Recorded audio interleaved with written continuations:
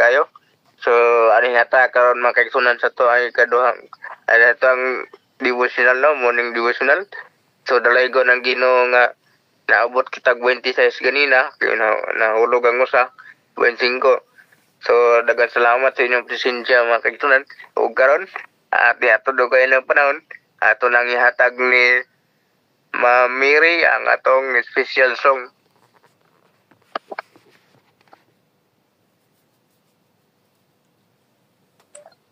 Okay, may buntag, may gabi, may adlaw ni Hidiag Kutro.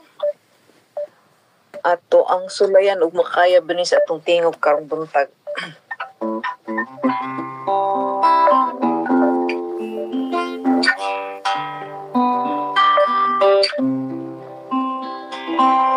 Come unto me, the Savior said, learn of me and listen to my words. The multitude that followed there in Galilee marveled at his wisdom and the truth they heard him speak. For in the Master's voice they heard the power that framed the heavens, the peace that stilled the tempest, and the love that saves us all. Oh, can you hear his voice re-echo o'er the ages with the promise of salvation to our souls, with the hope of life and everlasting joy, to the humble who will hear the Master's voice. Abide in me, the Savior said, walk with me in meekness and be blessed. He told them on the mountains, he told them by the sea, in words and deed he told them, and he said, come follow me. And in the Master's voice they heard the power that framed the heavens, the peace that stilled the tempest, and the love that saves us all. Oh, can you hear his voice echo o'er the ages with the promise of salvation to our souls, with the hope of life and everlasting joy, to the humble who will hear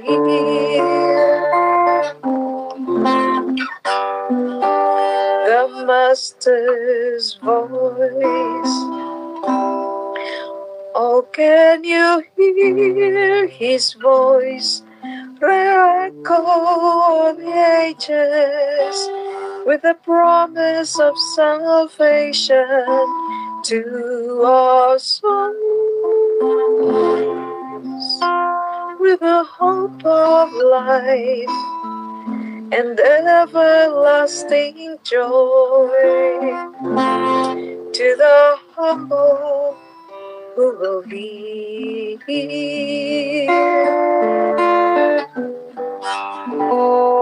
the Master's voice. Balik sa imo Amen. Amen. Salamat kayo Ma'am Mary sa nindot kayo nga kanta no, nindot po kayo nga paningog nining takma sa buntagon. So karon niya tulugay ng panahon ato lang hinunduman mga kaigsunan nga atong mga susiyo ng atong mga matagos sa cellphone nakamute ba kini atong mga microphone ug wala kung wala kini nakamute ato kining i-mute kay para atong pamina karon sa mensahe ato kining masabtan pag-ayo. O karon nato lang yata sa tong speaker si Ate Amy. Okay, mabati ra ko daw. Dungog ra. Maayong buntag, may hapon sa tanan. Daghan kaayong salamat sa matahong mga mensahe sa awit, no? Nindot kaayo na kuan siya sa atong mensahe karon, the importance of listening. Ang nindot kay ang mao nga awit, the master's voice. Naara ko nga tinakuha, no? Abide in me, walk in meekness, and you will be blessed.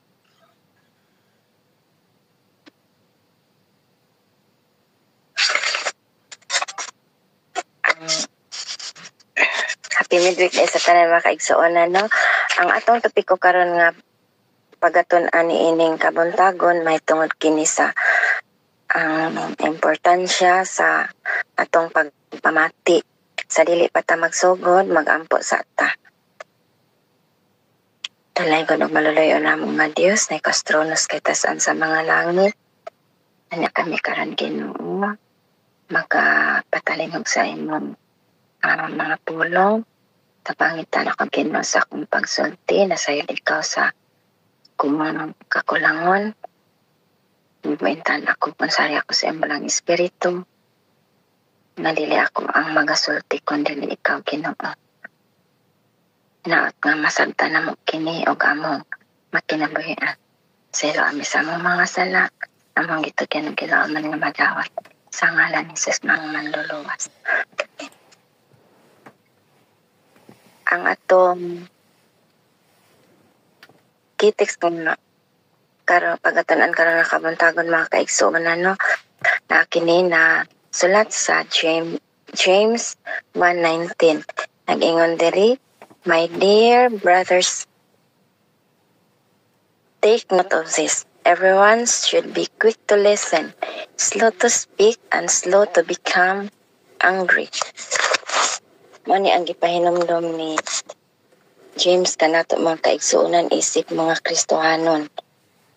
Kita nga mga tumutuo, mao ni ang iyang gipahinomdom sa matag usa kanato mga kinahanglan magmaabtik tas pagpamati, magmahinay tas atong mga panulti, magmahinay sa tas atong pagkasuko. Nag-ingon si Ellen White nga listening encompasses more than just hearing. It's about attentively receiving God's guidance, seeking His wisdom, and responding to His voice through prayer, scripture, and conscience. Mao ni ang iyang giingon mga kaigsuonan, no, nga naglangkob da ini nga labaw pas pagpaminaw. Magtagad ta sa ang atong pagdawat sa guidance sa Ginoo, mangita tas kaalam og ang atong pagtubag sa iyang mga tingog. Nakapamati ba ka tarong mga kaigsuonan, no, ato ba kang napaminaw og tarong ang tingog sa Ginoo. Suma pa sa kanta ang master's voice, ato bang napamatian sa atong tagsa-tagsa ka mga kaugalingon. Muning atong gipahinomdom sa matag usa kanato. Importante kaayo ang pagpamati mga kaigsuonan, no, kay whether in our relationship with others, our relationship with God, dako kinig kahimuan kay daghan kaayo mga katawhan nag-struggle with truly listening, nga instead nga maminaw sila o very active kaayo ta, na ay panahon nga instead nga unahon nato ang pagpaminaw, pero ang mahitabo mauna ta og react unya marisulta na hinuon sa misunderstanding. So adunay upat ka mga punto nga akong ihatag ninyo mga kaigsuonan, no? Listening demonstrates wisdom. Nag-ingon ang Proverbs 18:13 nga akong bisahon sa Bisaya.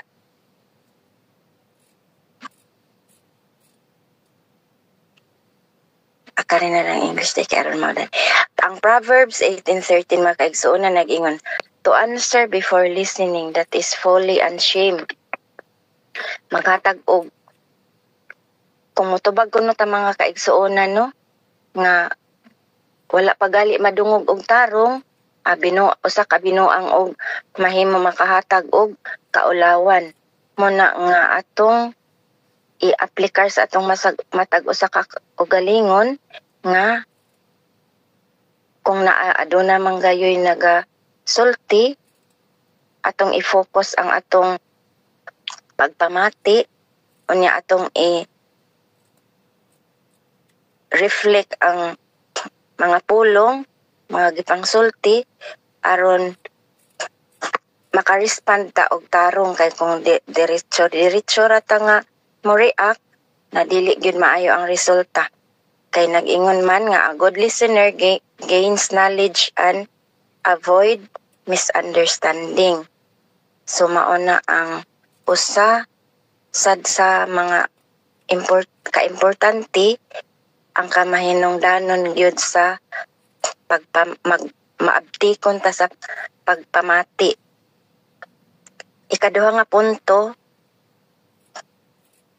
ang pagpamati kuno maka-strengthen sa relationship.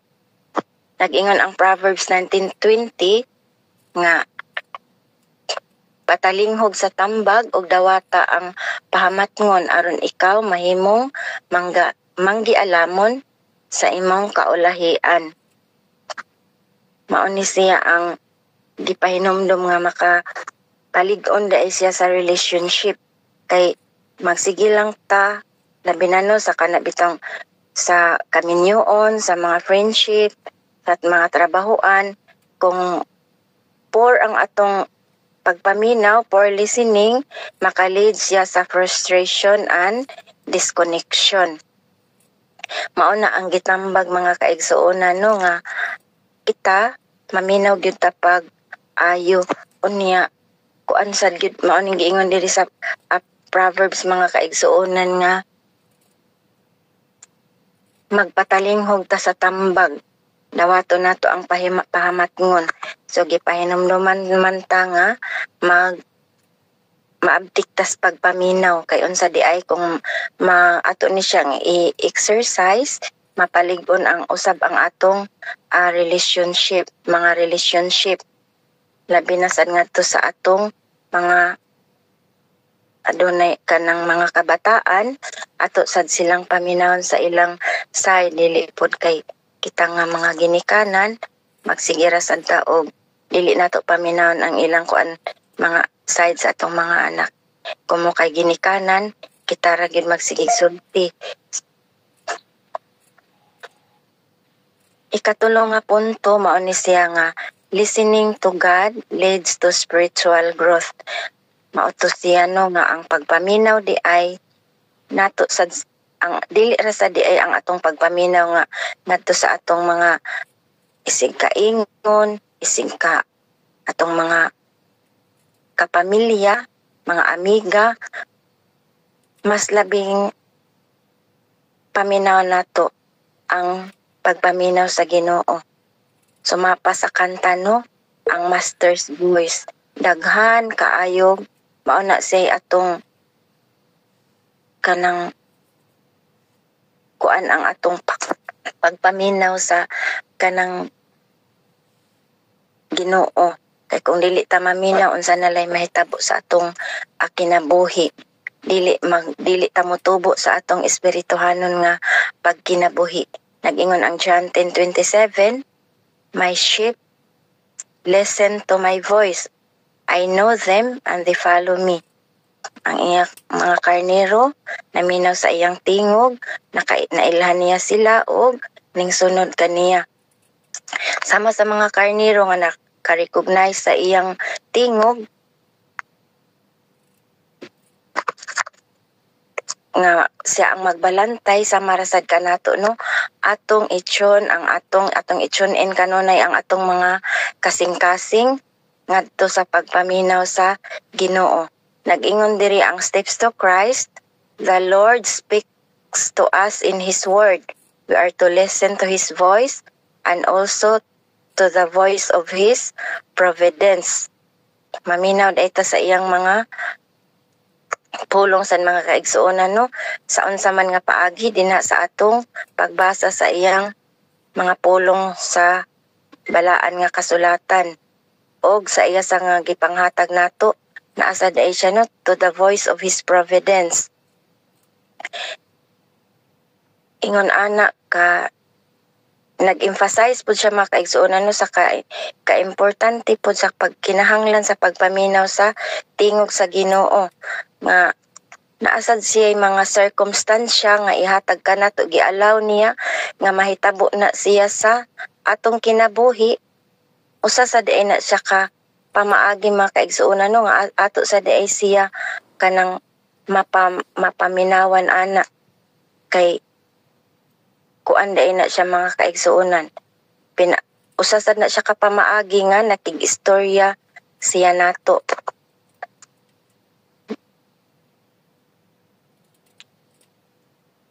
Muna siya nga ang atong pagpaminaw atong hatag nato sa kanang Ginoo mga kaigsuonan ng atong kasing-kasing nga willing gid nga maminaw.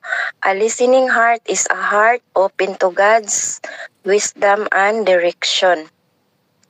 Makuanan mahatagan ta og kaalam dai mga kaigsuonan og magiyahan sa taniya no kay ato man gipaminaw ang tingog sa Ginoo. Munang mag-spend ta og time sa pagbasa sa balaan nga kasulatan sa matag adlaw unya usa sad ana maghatag sad ta og time sa pag-ampo mga kaigsuonan. Tong pakig-istorya sa Ginoo atong pakigdugtong sa kanunay. Unya maghatag sad ta og panahon nga kana bitang moments of silence mga kaigsuonan nga diin atong sa pinaagi ana mga kaigsuonan kana bitang kawra usa mamalandong ka diha pod nga higayon diha nga panahon mapaminaw nimo ang tingog sa Ginoo unsa ang iyang gustong ipaabot diha sa matag usa kanato. Ang ikaupat nga punto mga kaigsuonan kay ang pagpamati, listening prevents anger and conflict. Kay mauman to diri no nga hinay ta sa atong pagkasuko mao ni magikan pud na siya sa pagpamati kay kung wala tay pagpaminaway suko lang pud ta og largo dali ra kaayo tang mairita nya mo kuan pagid siya makakos pagid siya og conflict. Maning giingon diri gipahinomduman gyud ta ni Santiago ngang matag usa kanato maabtik gyud sa pagpaminaw, magmahinay sa atong kanang sinultihan o mahinay ta sa atong pagkasuko sama sa Ginoo mga kaigsuonan ni Ginoong Hesus. Siya gyud ang kanang naghatag natog ehemplo. Ang Ginoo naghatag natog ehemplo mga kaigsuonan nga kanang ang kanang pagkadili masuk-anon sama bitaw katong sa kanang kuan sa Ehiptohanon. Taas kaayo siya gihatag nga panahon pila to ka kanang mga hampak iyang gihatag mga kaigsuonan aron nga i-free ang mga Israelites sa pagkaulipon dito sa kanang mga kamot ni kanaang Paraon. Napo to mga kaigsuonan kahampak no, usa pa siya ning himo pagyud og lain na sad nga kita niya unsa ang iyang buhaton gibuhat aron kanang ma-free ang mga Israelites makagawas ngadto sa kanang Ehipto. Taas kaayo nga panahon iyang gihatag. Kita kay mura ra bata mga kaigsuonan sa time bomb na ay kanang timer ba? Kausa. Uno, dos, kuwang na lang gid kag usa, abot to dayon. Suko dayon ta mga kaigsuonan no. Pero naghatag ka na to ang Ginoo gihimplo nga kita dili kita masuk-anon. Naasay mga panahon mga kaigsuonan nga kanang mini conflicts arise because people are more focused on responding than understanding. Dali man ra kaayo ang ato ra gyud mahimo kay dali ra man kaayo ta mo respond. Mauna nga kuwang tas pagpamati mo nang makakosya og conflict mga kaigsuonan no. Dayon ang kanang kasuko moabot sa mga kaigsuonan kay naasad tayo mga kaigsuonan mahitabo sa miscommunication or feeling unheard. Kay wala man siya napamatian na ay miscommunication. Nya mauna siya nga kanang makakos po na siya nga makapahimo sa usa ka tawo nga masuko. Muna nga aron nga kanang malikayan ang pagkasuko muna siya atong pamation. Importante ang pagpamati mga kaigsuonan. A listening heart diffuses tension and promote peace. Muna siya ang kuanda ay mga kaigsuonan kung magmaabtik ta sa pagpamati, makahatag yun siya o makalesya og tension o niya kanang promote gid siya, makahatag gid siya mga kaigsuonan og akalinaw. So mao to mga kaigsuonan no ang upat nga kuan aron mahatagan nato mga kaigsuonan ang importansya sa pagpamati. Listening demonstrates wisdom. Ang ikaduha, listening strengthens relationship. Makahatag siya paglig-on sa relasyon. Dahil ang pagpamati sad, magiya ka nato ngadto sa Kristohanon nga pagtubo ang atong pagpamati sa Master's Voice. Ang tingog sa Ginoo mga kaigsuonan. Makahatag yun nato og espirituhanon nga pagtubo. Saon sa to nga pamaagi, sa atong tune in sa atong kasing-kasing ato sa Ginoo, pagpamati sa Ginoo, magbasa ta sa iyang balaan nga kasulatan, kuanta sa hatag ta og time sa pagampo, dayon atong pangayoon nato ang Ginoo nga makig-istorya siya nato. Dayon ang pagpamati maka-prevent siya og anger and conflict. Mao na mga kaigsuonan ang pahinumdom sa matag usa ka nato ang kaimportante sa pagpamati. So mao ni siya mga kaigsuonan no ang atong pahinumdom karon nga kabuntagon. Pasensya mo mga kaigsuonan, mabuo ra gid kaayo ni no. Naot nga ang matag usa ka nato naalang gyud gamay nga napupo bisag usa lang ka buok. Nya ato gyung i-applikar ang pagkamaabtikon sa pagpamati, magmahinay tas pagkasuko o magmahinay tas atong pagpanulti nga kay aron mabatunan nato mga kaigsuonan ang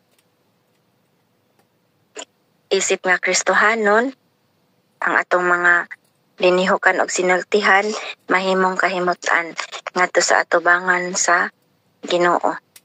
Maoram ni mga kaigsuonan nga kanang akong mubo nga pahinumdum nga matag usa ka nato nga importante kaayo ang paminaw nga kanang katong natong akong nasulti sa unahan nga upat ka mga punto mga kaigsuonan aron motubo ta sa atong Kristohanon nga pagkinabuhi, motubo ta sa diha sa kaalam. Unya mapalig-on pod ang atong relationship diha sa Ginoo, ilabi na gyud sa atong pagpaminaw sa Master's Voice sa tingog sa Ginoo. So mao lang ni ang akong ikapaambit ninyo ni ining makabuntagon, hinaot nga na nagpabilin sa atong matag usa ka mga kasing-kasing, ang Diyos magapanalangin ka natong tanan. Back to you, presider. Amen. Salamat kayo. Ate Amy, sa nindot kayo nga mensahe nga gikan sa Ginoo, no? Nga atong na dunggan karon mga kaigsunan. So, in-out nga katong tanan ato katong imong gabayan sa pangadlaw-adlaw na tong kinaguhi o karon mga kaigsunan bisan og mubo lang to siya pero nindot kayo mga kaigsunan, no? Makakuan jud to ang kagalingon ato lang jud tong i-aplikar mga kaigsunan. So sa di pa ko magkasalangat, ako sang yatag ang closing song sa Suringa Couple.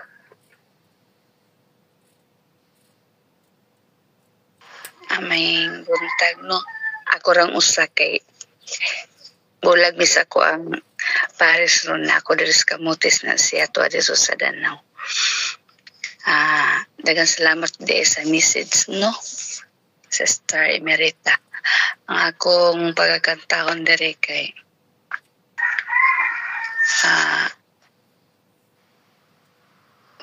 ito lang niya. Hear the harvest. Sweet kay calling. Muna akong pagkakantahon karon. Speak my Lord. Bati ra ko dong. Dongo grate. Dayon lang. Salamat. Salamat. Hear the Lord of harvest sweetly calling. Who will go and work for me today? Who will bring to me the lost and dying? Who will point them to the narrow way? Speak, my Lord. Speak, my Lord. Speak, and I'll be quick to answer thee. Speak, my Lord. Speak, my Lord. Speak, and I will answer, Lord, send me. When the call of faith, let his prophet, making him as pure can be. When the voice of God sent hope will call for us, then he answered, here where I am sent. Speak, my Lord, speak, my Lord, speak, and I'll be quick to answer thee. Speak, my Lord, speak, my Lord, speak, and I will answer, Lord, send me. Million now in sin and shame are dying, lest into the earth bitter cry. Hasten, brother, hasten to the rescue.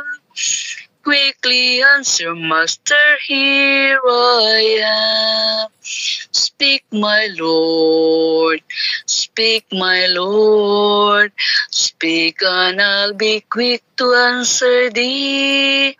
Speak, my Lord, speak, my Lord, speak, and I will answer, Lord, send me. Soon the time of weeping will be over. Soon we'll gather for the harvest home. Meet the Lord of harvest and smiling upon us. Meeting her blessed child will done. Speak, my Lord, speak, my Lord, speak, and I will answer to thee. Speak, my Lord, speak, my Lord, speak, and I will answer, Lord, send me. Ako ibalik sa imo dong, dahil salamat. Amen. Salamat kayo Ate Salim sa nindot kayo nga kanta no. So nindot po kayo nga paningog ni taknas kaguntagon. Karon mga kaigsunan ako nagapasalamat sa Ginoo nga ang ato ang worship karon nagmalampuson, nagmalinaw o dalaygon kay ang Ginoo kay naabot kita karon og 29 ka buok mga kaigsunan. So salamat kayo sa inyong pag-join, paminaw o nahingok nagkayusa jud kita sa daig sa ang buhay nga Dios nining takna. Salamat kayo sa pag-rescue sa opening song. Attorney Babe, salamat kayo o sa opening prayer ni Sister Elena. Salamat po kayo sa nag-rescue ni Sister Lorna Reyes no o salamat po sa mga naibahin sa moderator o special song atong speaker. Salamat kayo Ate Amy o Ate Salim. Salamat kayo. No, og pasalamatan ako po doon na ay daan ang atong magduwala karon sa closing prayer no. Salamat kayo Pastor. Salamat daan og painomdom lang mga kaigsunan sa atong duha ka rescuer karon. Ay lang mo katingala nga perminti niya to ang rescuer dere kay wala pa man gud ni sila naka-rescue. Si Kuya Boy ang number 1 dere sa morning devotional nga wala pa naka-rescue. O si Kuya Nonoy ang number 2. So andam-andam lang mo mga kaigsunan, Kuya Boy o Kuya Nonoy, in case nga ang atong speaker dili kasulod sa morning devotional na dayon ninyo kung kisa ninyong duha ang magdala sa mensahe gikan sa Ginoo. Og painomdom lang po mga kaigsunan nga unyang hapon yusa na sab kita alas 5:30 sa hapon sa atong pag-worship sa atong guhi nga Dios. Atong topic mao po religion study o ato gyapong hiusahan ang pagdaig ngadto sa atong Ginoo. O karon mga kaigsunan, di na nato langayon ang panahon. Ato nang yatag ni Pastor Nel, kung namoy mga pagampo din na, ipapid sa pagampo, tingog lang.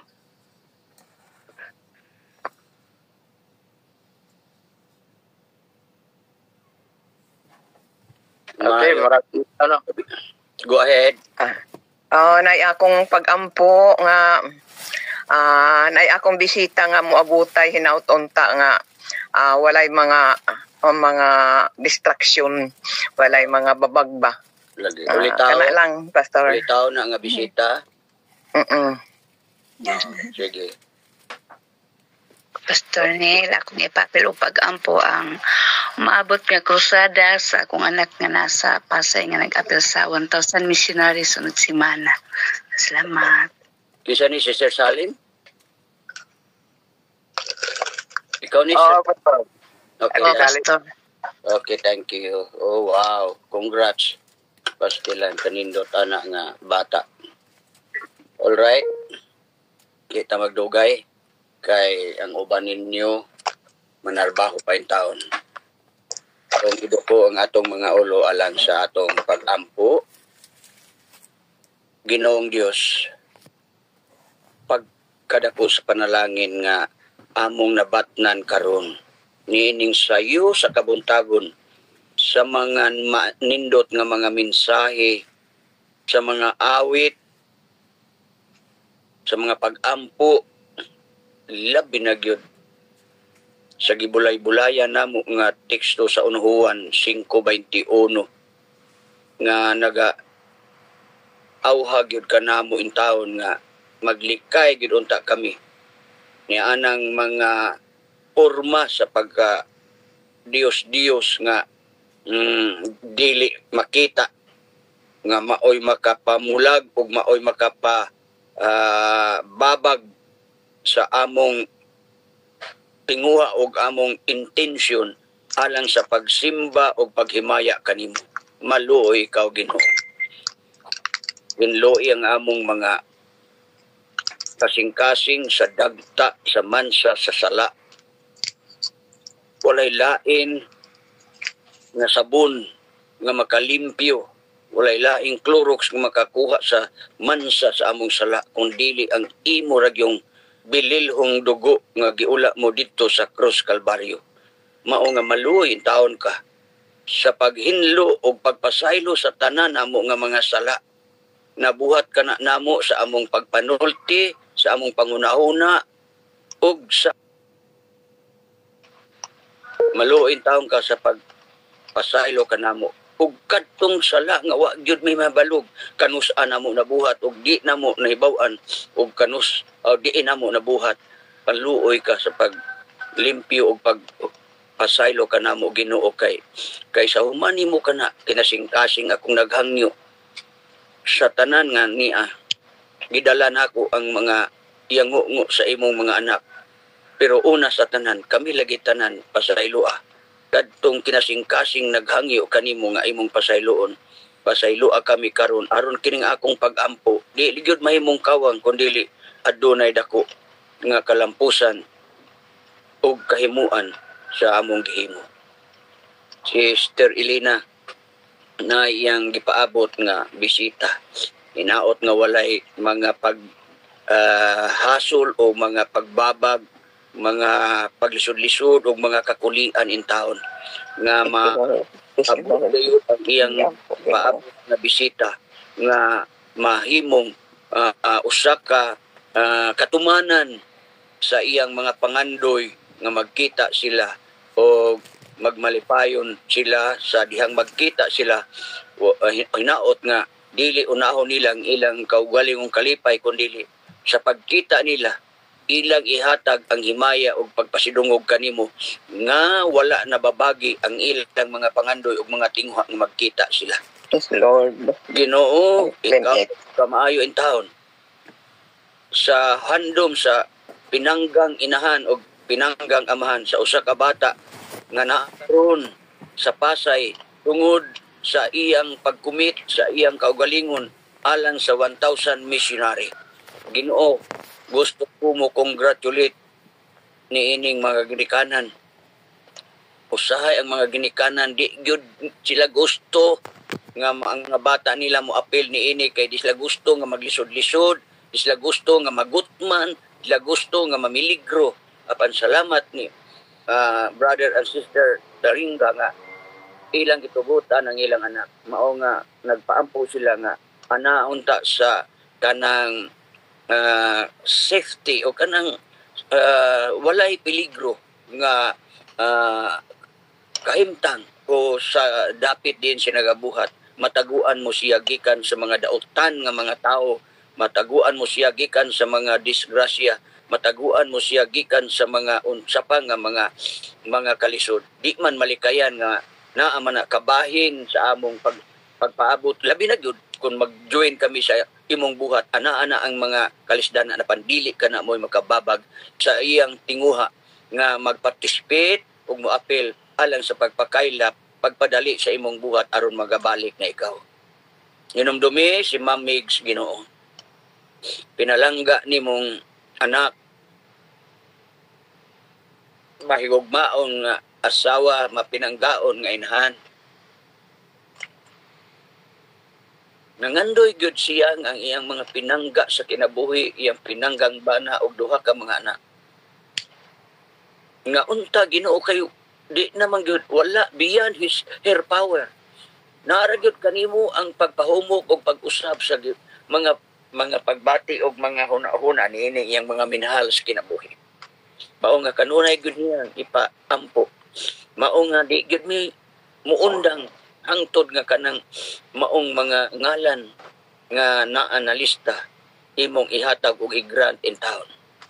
Pero hinoon ang tanan namo naman ang na-accept ba nga ang tanan nga magakatabo namo kung doon na kay toyo imong tugutan. Mao nga dugangi lang ang pasensya ni Ma'am Lynn sa pagsabuot sa iyang mga bata nga usahay makapangutana og dunay question mark sa iyang mga pangunahuna nga unta ngano man Ginoo nga gikan sa gamay pa ginang matuto sa imong tulunghaan hangtod gyud sa kolehiyo wa gyud nila gihikaw gipadala sa imong tulunghaan ug ngano man ang resulta nga ningon ini Ginoo tudloi ipalamdag ipasantop kang mamlen ug sa uban nga mga igsuon nga ngano kining nahitabo mao nga taga ilang taon sila og dugang pailog og pasensya sa pagsabot sa iyang bana ug sa iyang mga anak labi na pud sa iyang pagka inahan sa iglesia sa lisod kayo pero minaot na i-maintain gud niya kadtong espiritu sa amahan sa anak nga mausikon usa ka amahan nga approachable usa ka amahan ug inahan nga nadugtong ang kinabuhi sa langit ug usa ka amahan ug inahan nga dili ka mao